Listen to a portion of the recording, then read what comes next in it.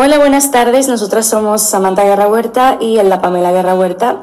Y en este video vamos a explicar la identificación tentativa de modelos ARIMA dentro de la metodología Box-Jenkins para series temporales no estacionales. Los objetivos de nuestro video son 4. Primero, explicar qué es la estacionariedad y por qué es tan importante en el análisis de series temporales. Segundo, describir cómo transformar una serie no estacionaria en una estacionaria, utilizando métodos como la diferenciación y las transformaciones. Tercero, comprender qué son la ACF y la PACF y cómo interpretar sus patrones. Y cuarto, revisar cómo esos elementos nos ayudan a identificar modelos ARIMA tentativos de manera lógica y estructurada. Toda esta parte forma la fase de identificación del proceso Box-Jenkins. ¿Qué es la estacionariedad? En esta diapositiva podemos ver dos ejemplos de series temporales, una estacionaria y otra no estacionaria. Una serie temporal se considera estacionaria cuando sus propiedades estadísticas se mantienen constantes a lo largo del tiempo. Esto quiere decir que la media no cambia, la varianza se mantiene estable y la estructura de autocorrelación no presenta variaciones importantes. Si observamos la gráfica de la izquierda, vemos que la serie oscila alrededor de un nivel constante y la amplitud de esas oscilaciones también es relativamente uniforme. Ese es el comportamiento típico de una serie estacionaria. En cambio, en la gráfica de la derecha vemos una tendencia y cambios en el nivel de la serie, lo que indica que sus propiedades no son estables. Esa es una serie no estacionaria. Comprender esta diferencia es fundamental, porque los modelos ARIMA solo funcionan correctamente cuando la serie es estable y predecible. Ahora, ¿por qué importa en Box-Jenkins? Pues en el enfoque Box-Jenkins, la estacionariedad es un requisito indispensable. Cuando una serie no es estacionaria, los gráficos de ACF y PACF pueden mostrar patrones engañosos o difíciles de interpretar. Por ejemplo, la autocorrelación puede mantenerse alta durante muchos rezagos, lo cual no es un comportamiento propio de una serie estacionaria.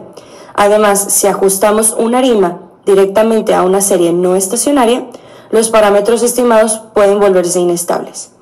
Los errores serán grandes y los pronósticos no serían confiables. Por eso, antes de identificar P, D y Q, siempre analizamos y confirmamos la estacionariedad. ¿Cuándo una serie no es estacionaria? Una serie temporal no es estacionaria cuando presenta cambios visibles en su comportamiento a lo largo del tiempo. En las imágenes podemos observar varios ejemplos. En la gráfica superior derecha vemos una tendencia creciente donde la serie sube de manera continua. Esto es un indicador claro de no estacionariedad.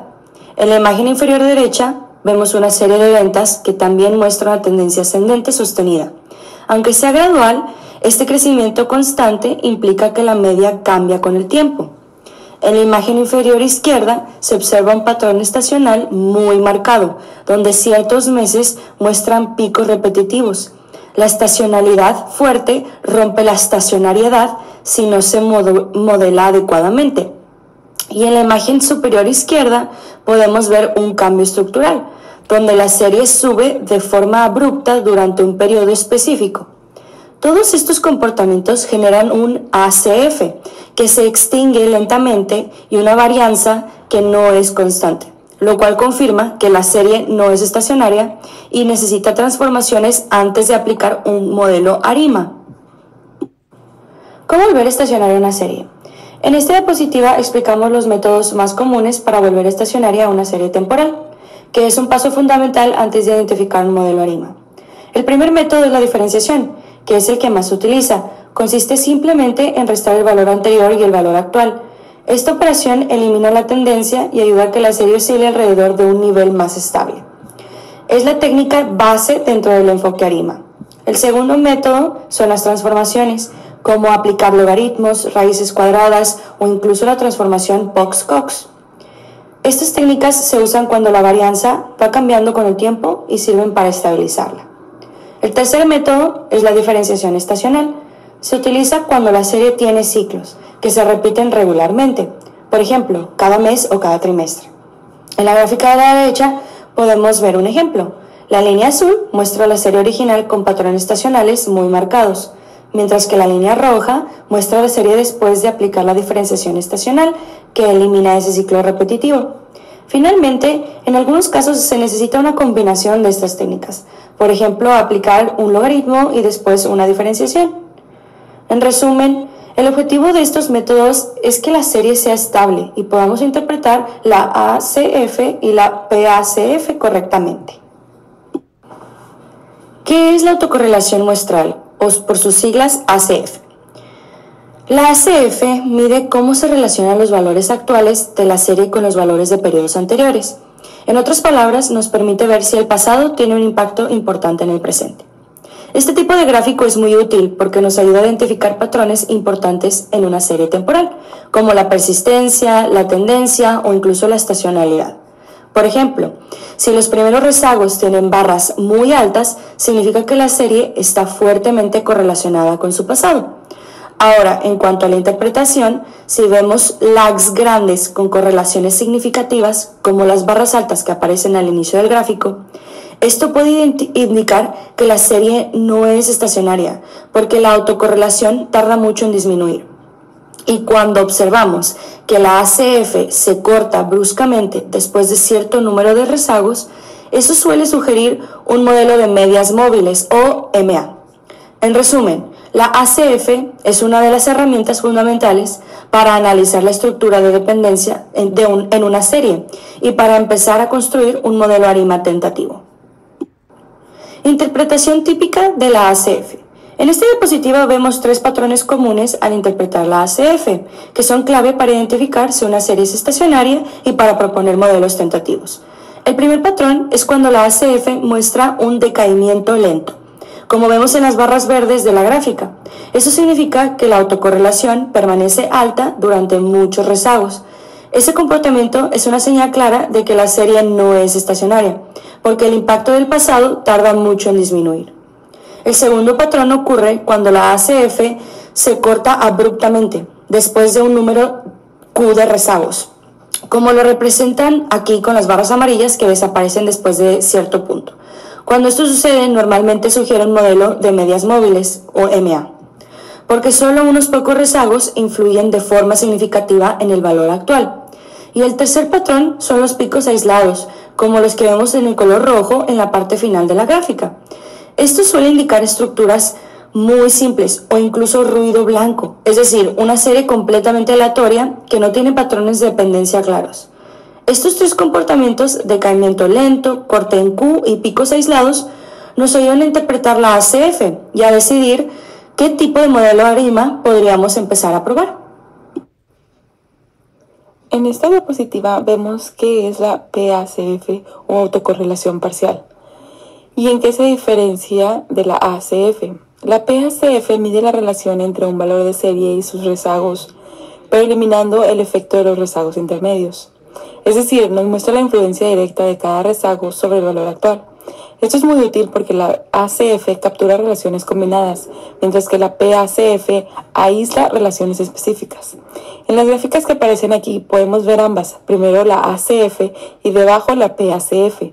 Noten cómo la PACF los primeros rezagos suelen ser más claros y precisos, porque representan relaciones directas. La PACF también es esencial para identificar componentes autorregresivos. En cuanto a la interpretación, si observamos picos significativos en los primeros rezagos, normalmente esto indica la presencia de un componente AR. Y si vemos que la PACF se corta después de P rezagos, esa es la señal clásica de un modelo ARP. En pocas palabras, la PACF nos ayuda a distinguir la influencia directa de los rezagos y definir la parte autorregresiva dentro de un modelo ARIMA. En esta diapositiva vemos los patrones más comunes al interpretar la PACF, que son clave para identificar la parte autorregresiva de un modelo ARIMA. El primer componente es cuando la PACF presenta un decaimiento lento, como se observa en las barras altas que van disminuyendo poco a poco. Este comportamiento es una señal clara de que la serie no es estacionaria, porque los rezagos siguen teniendo influencia durante mucho tiempo. El segundo patrón ocurre cuando la PACF se corta después de un número P de rezagos, es decir, vemos barras significativas solo en los primeros rezagos y después prácticamente desaparecen. Este comportamiento es el clásico de un modelo ARP, porque indica que solo esos rezagos iniciales tienen influencia directa en el valor actual. Y el tercer patrón son los picos dispersos, donde no hay un corte definido, pero sí aparecen barras significativas aisladas. Este tipo de comportamiento suele indicar que estamos frente a un modelo mixto AR-MA o simplemente un patrón combinado que requiere evaluar tanto la parte AR como la MA. Todos estos patrones nos ayudan a interpretar correctamente la PACF y proponer modelos tentativos antes de pasar a la etapa de estimación. En esta diapositiva explicamos cómo se identifican los valores de P, B y Q en un modelo AR-MA utilizando la ACF y la PACF. Esta es una de las etapas más importantes del proceso Box-Jenkins porque aquí definimos los modelos tentativos que luego se van a estimar y evaluar. Primero, el patrón D corresponde al número de diferenciaciones necesarias para lograr estacionariedad. Si la serie necesita una diferencia, entonces D es igual a 1, y si necesito dos diferencias, D es igual a 2. Luego, a partir de la ACF y la PACF, identificamos los parámetros P y Q. Si la PACF muestra un corte claro en P rezagos y la ACF va decayendo gradualmente, esto sugiere un modelo ARP. Si ocurre lo contrario, la ACF se corta en Q rezagos y la PACF decae poco a poco. Entonces estamos frente a un modelo MAQ. Finalmente, si tanto la ACF como la PACF se van extinguiendo gradualmente sin un corte definido, eso suele indicar un modelo ARM en P y Q, es decir, un comportamiento mixto donde hay influencia tanto de rezagos directos como de errores pasados. En la imagen podemos ver ejemplos de cada caso, lo que nos ayuda a visualizar cómo se toman estas decisiones. Esta etapa nos permite generar una lista inicial de modelos que luego se estimen y comparan para elegir el que mejor se ajusta. En esta diapositiva explicamos algunas de las limitaciones más importantes de la etapa de identificación de los modelos AR y MA. Aunque la ACF y la PACF son herramientas muy útiles, no siempre son concluyentes. En series reales es común que los picos no sean tan claros como los ejemplos teóricos, y eso puede llevar a interpretaciones ambiguas. Por eso, además de revisar la ACF y la PACF, es necesario considerar otros factores. Uno de ellos es el ruido en los datos. Cuando la serie es muy ruidosa, las barras pueden parecer aleatorias y dificultar la identificación. También debemos considerar posibles cambios estructurales, como saltos inesperados o quiebres en la tendencia que puedan distorsionar los patrones de autocorrelación. Otro punto importante es la longitud de la serie. Con las pocas observaciones, tanto la ACF como la PACF pierden precisión y pueden generar picos falsos. Y finalmente, la estacionalidad no moldeada también puede afectar la interpretación, porque introduce patrones repetitivos que pueden confundirse con componentes AR o MA. Por todas estas razones, es normal que más de un modelo tentativo pueda ser válido. La identificación es solo el primer filtro. Después se deben estimar los modelos y comparar su desempeño para elegir el mejor. Antes de seleccionar un modelo AR-MA tentativo, es importante realizar algunas verificaciones adicionales para asegurar que la identificación sea correcta. Lo primero es comprobar nuevamente la estacionariedad. Aunque parezca obvio, muchas veces la serie aún muestra señales de no estacionariedad incluso después de aplicar una o dos transformaciones. Si la serie no está totalmente estable, los patrones de la ACF y la PACF pueden resultar engañosos. En segundo lugar, es necesario revisar si la diferenciación aplicada fue suficiente o si fue excesiva. Una diferenciación insuficiente deja tenacidad residual, mientras que una diferenciación excesiva genera ruido innecesario y patrones artificiales. El balance clave es: también es recomendable probar distintos valores de P y Q, especialmente cuando los patrones no son tan claros. La identificación es una guía inicial, pero en la práctica se suelen evaluar varias combinaciones. Otro punto importante es considerar el conocimiento del negocio o del contexto de la serie.